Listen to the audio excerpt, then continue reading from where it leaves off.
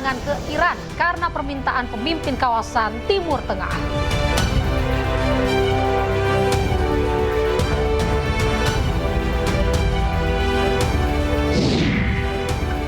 Lima WNI hilang kontak usai rombongan global Sumut Flotilla disergap tentara Israel.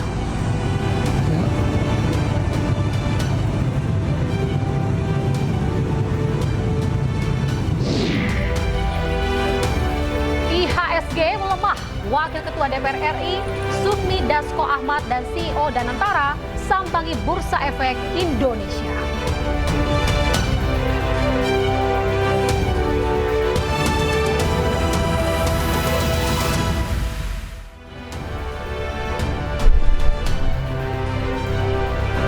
Selamat sore pemirsa, demikian tadi berita pilihan Ayu Sore bersama saya Anita Dewi. Kita awali Ayu Sore hari ini dengan informasi setelah sebelumnya sempat mengeluarkan ancaman menyerang Iran, Amerika Serikat mengumumkan menunda serangan. Penundaan ini karena permintaan pemimpin kawasan Timur Tengah setelah negosiasi untuk mengakhiri perang.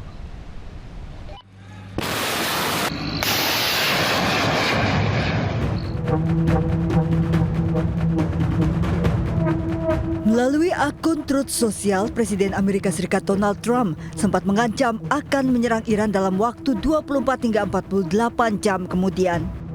Namun akhirnya Amerika mengumumkan menunda serangan ke Iran. Penundaan serangan diminta oleh Emir Qatar Sheikh Tamim bin Hamad Al Thani, putra mahkota Arab Saudi Mohammed bin Salman, dan Presiden Uni Emirat Arab Mohammed bin Zayed Al Nahyan. Trump menyebut para pemimpin Teluk telah melakukan negosiasi serius untuk mengakhiri perang dan negosiasi tersebut akan diterima oleh Amerika. Trump juga menegaskan tak ada senjata nuklir untuk Iran. I put it off for a little while, hopefully maybe forever, but possibly for a little while, because we've had very big discussions with Iran, and we'll see what they amount to. I was asked by Saudi Arabia, Qatar, UAE and some others if we could put it off for 2 or 3 days, a short period of time, because they think that they are getting very close to making a deal. And if we can do that where there's no nuclear weapon going into the hands of Iran, I think, and if they're satisfied, we will be probably satisfied also. Belum jelas apakah ada terobosan dalam negosiasi yang tertunda untuk akhiri perang Amerika dan Israel dengan Iran. Namun Trump tegaskan siap melanjutkan serangan penuh berskala besar terhadap Iran jika kesepakatan dengan Iran tidak tercapai. Trump berulang kali mengancam akan menyerang Iran, namun hingga kini ancaman Trump tidak terbukti. Sementara Iran selalu siap menghadapi serangan Amerika, bahkan Garda Revolusi Iran menggelar latihan perang skala besar digelar non-stop 5 hari 5 malam. Iran juga memanggil semua generasi mudanya untuk segera mendaftar bela negara. Saat ini sudah 10 juta anak muda Iran terdaftar sebagai relawan bela negara. Bahkan Garda Revolusi Iran sudah menggelar pelatihan perang bagi warga sipil dan siap mempersenjatai warga sipil.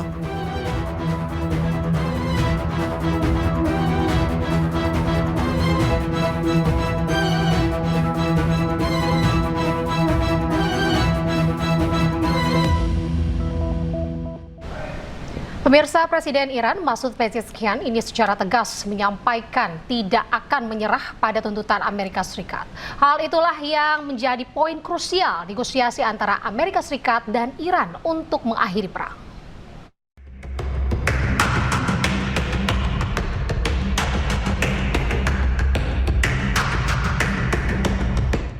Presiden Iran Masoud Pezeshkian secara tegas menyampaikan jika pihaknya tidak akan menyerah pada tuntutan Amerika Serikat. Ia juga menyatakan pihaknya tidak akan bisa dipaksa dengan kekerasan. Hal ini disampaikan Pezeshkian melalui unggahan di platform X dan menyatakan dialog bukan berarti menyerah. Republik Islam Iran memasuki dialog dengan bermartabat, berwibawa, dan menjunjung tinggi hak-hak bangsa dan dalam keadaan apapun tidak akan mundur dari hak-hak hukum, rakyat, dan negara. Selain itu, Iran juga akan melindungi rakyat dan menjaga kehormatan Iran dengan segenap kekuatan hingga akhir. Di sisi lain, IRGC Iran memiliki rencana keamanan baru terhadap Selat Hormuz. Rencana tersebut untuk mencegah senjata dan pasokan melewati jalur tersebut menuju pangkalan militer Amerika Serikat di kawasan. Hal ini menjadi poin krusial yang menghambat negosiasi antara Amerika Serikat dan Iran untuk mengakhiri perang.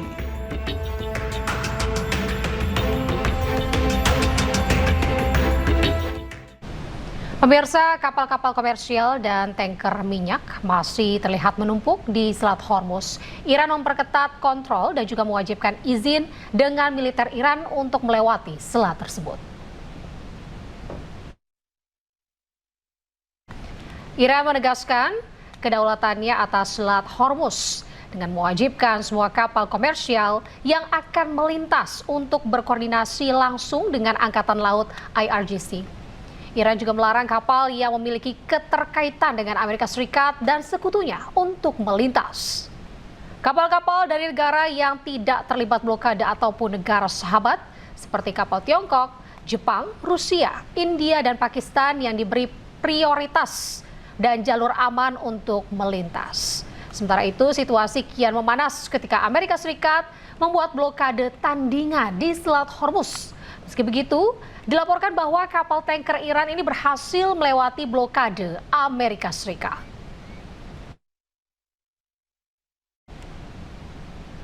Pemirsa, konflik yang terjadi di Timur Tengah ini secara efektif membuat Selat Hormuz nyaris tertutup. Badan Energi Internasional memperingatkan cadangan minyak dunia ini mengalami penyusutan tertinggi dalam sejarah.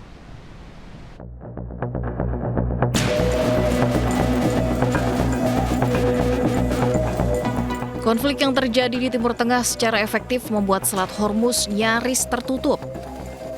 Badan Energi Internasional atau International Energy Agency (IEA) memperingatkan cadangan minyak dunia yang mengalami penyusutan tertinggi dalam sejarah.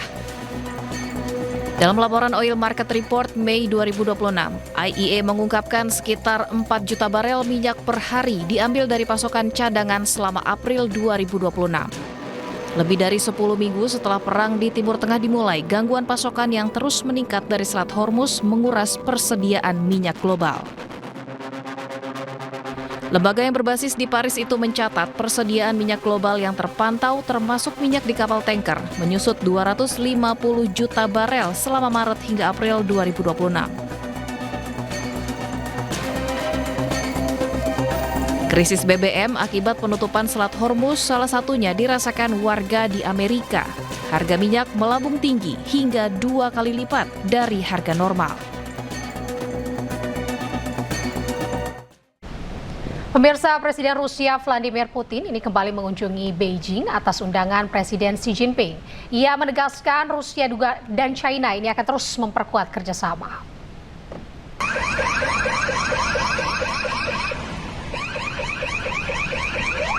Presiden Rusia Vladimir Putin tiba di Beijing, China. Ia menyebut hubungan strategis Rusia dengan China memainkan peran besar dalam menjaga stabilitas dunia. Putin juga menegaskan Rusia dan China tidak membangun aliansi untuk melawan pihak manapun.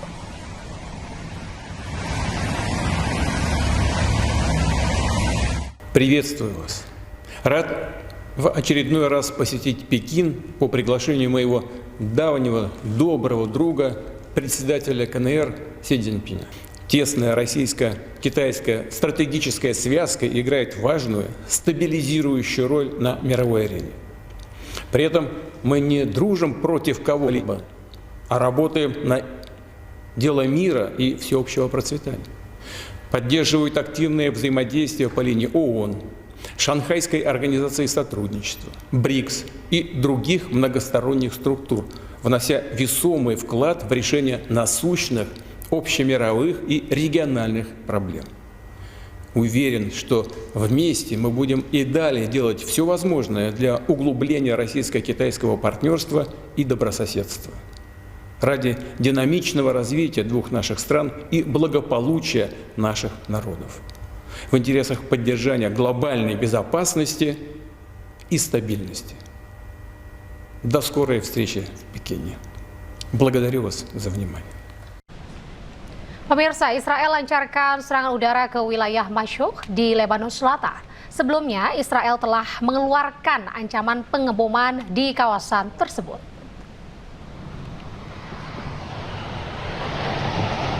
Pesawat tempur Israel menggempur sebuah bangunan di kawasan Majhouk, Lebanon Selatan. Ledakan besar disertai kobaran api dan asap tebal membumbung dari lokasi serangan. Serangan dilancarkan dini hari saat warga masih tertidur di rumah masing-masing. Sebelumnya, militer Israel telah mengeluarkan ancaman pengeboman.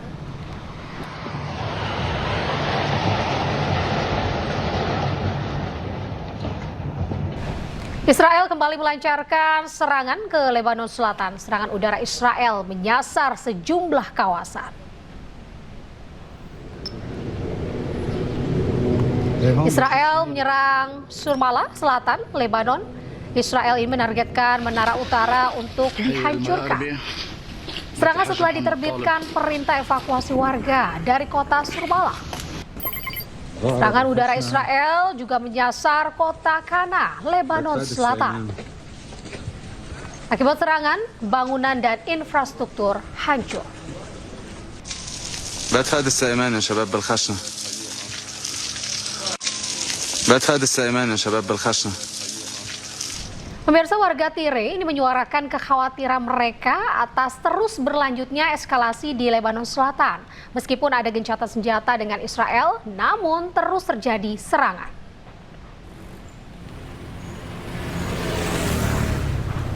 Suara ledakan yang sesekali terdengar membuat warga hidup dalam ketidakpastian. Sementara sebagian keluarga memilih tetap bertahan di rumah dengan harapan situasi tidak kembali memburuk. Warga setempat menilai kondisi ini menimbulkan rasa takut berkepanjangan dan mengganggu aktivitas sehari-hari. بالنسبة للهدنة من الواضح إنه ما في مصداقية بهالهدنة ولا اللي قبل اللي مرقوا. بالعكس عم بتكون أشد من أيامات العادية يعني. بعدنا مسيرات، بعدنا حربة، بعدنا قصف مطارح، يعني بعد ما في أمان أبدا. نحن كنا ناطرين يمروا 45 يوم اللي قبلهم ونجي إنه على رواق وتنفتح البلد وبلش العالم ترجع على بيوتها وبلش إعادة الأعمار ويصير انسحابات للإسرائيلية من عمن جنوب لبنان ويرجع الأمن والسلام لعنا. فاللي بين إنه جددنا 45 يوم هلا الليلة طول الليل ضرب وقصف وما بعرف شو لوين رايحين ما حدا عارف. Pemirsa, sebuah video kembali dirilis oleh militer Hizbullah saat rudal terpadu milik Hizbullah ini hancurkan tank Merkava milik Israel. Rudal terpadu milik Hizbullah ini menghancurkan tank Merkava milik Israel di dekat Tel Nahas di kota Kafar Kala, Lebanon Selatan. Tank ditargetkan terlebih dahulu sebelum kemudian rudal meluncur dan menghancurkan tank tersebut. Hizbullah berupaya menahan pasukan Israel yang mulai masuk Lebanon Selatan. Selain menggunakan rudal, mereka juga memanfaatkan drone kamikaze.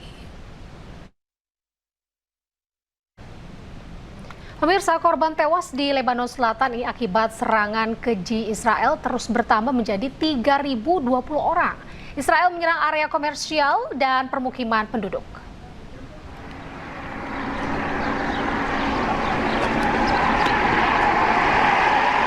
Gelombang serangan Israel ke Lebanon menelan korban jiwa dalam jumlah besar.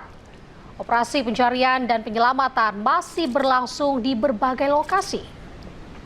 Tim penyelamat bekerja tanpa henti mengevakuasi korban yang tertimbun reruntuhan bangunan sekaligus mengidentifikasi jenazah termasuk melalui uji DNA karena banyak korban yang sulit dikenali secara langsung.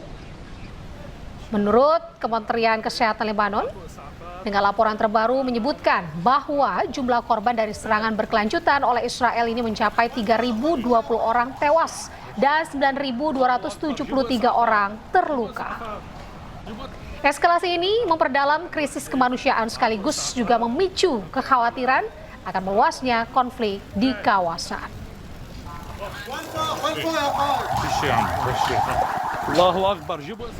5 warga negara Indonesia yang bergabung dalam misi kemanusiaan menembus Gaza hilang kontak usai disergap oleh tentara Israel. Informasi selengkapnya jangan lewatkan usai jeda di iNews Sore.